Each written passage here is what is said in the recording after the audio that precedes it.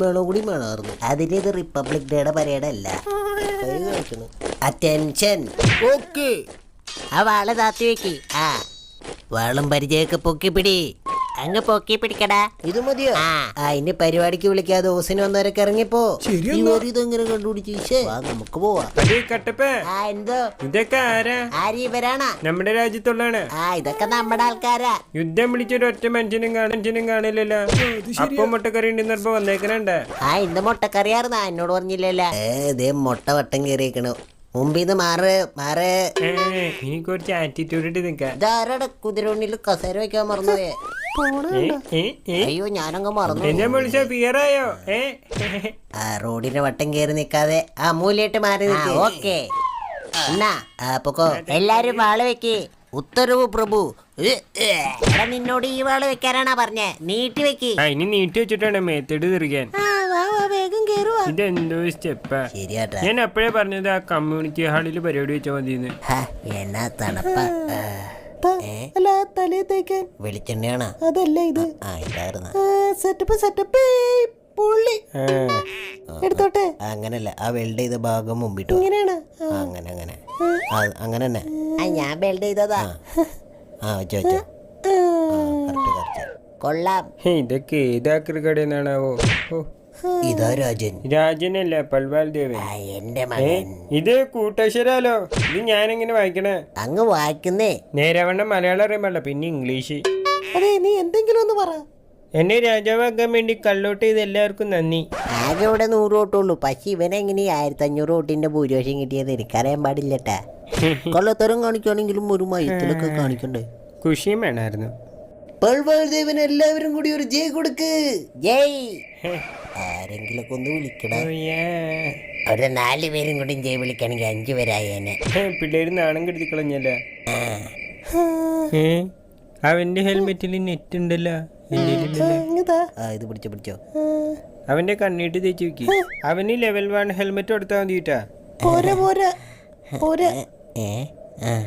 ശരിയാട്ടോ, ശോകാട്ടോ. കിട്ടുമായിരിക്കുമല്ലേ കാശ്? ഇത് പിടിച്ചോ. ഞങ്ങളുടെ കാശ് വേണ്ടി തരാതെ ഇറങ്ങി വാടാ. ശരി, എന്നാ നമ്മുടെ കാശ് കിട്ടും.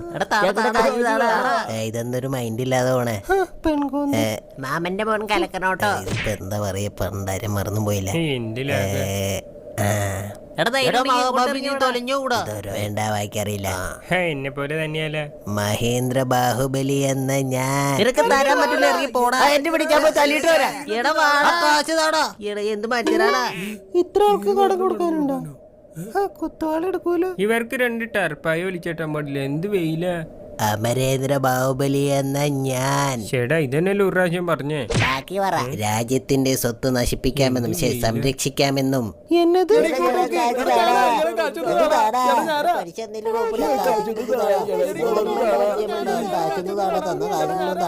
ഞാൻ ആദ്യം ഓർത്തവന്റെ ഫാൻസ് ആയിരിക്കും.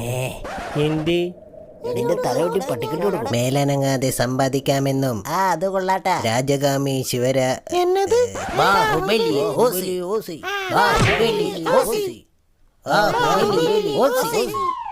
യുദ്ധങ്ങളിൽ എനിക്ക് പകരം കട്ടപ്പയെ നിർത്താമെന്നും. അതൊരുമാതിരി മറ്റടുത്ത പരിപാടി ആയി പോയില്ല.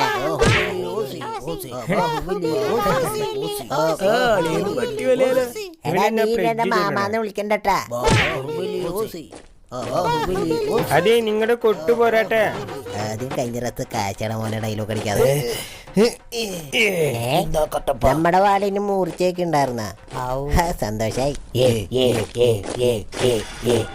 അതെ, താഴെയിട്ടേക്കണ ഗ്രാനൈറ്റ് പൊട്ടിച്ചാൽ എല്ലാവരും കാശ് വാങ്ങൂട്ടോ. വൈബ്രേഷനാ.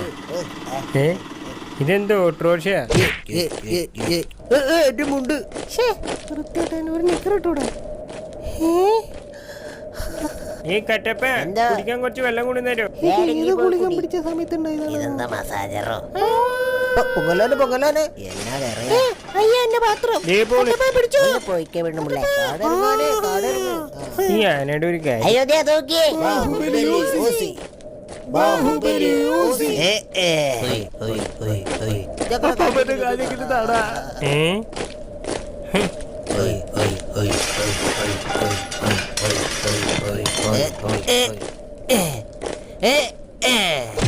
ആ കസേരയിലോട്ട് ബാഹുബലി.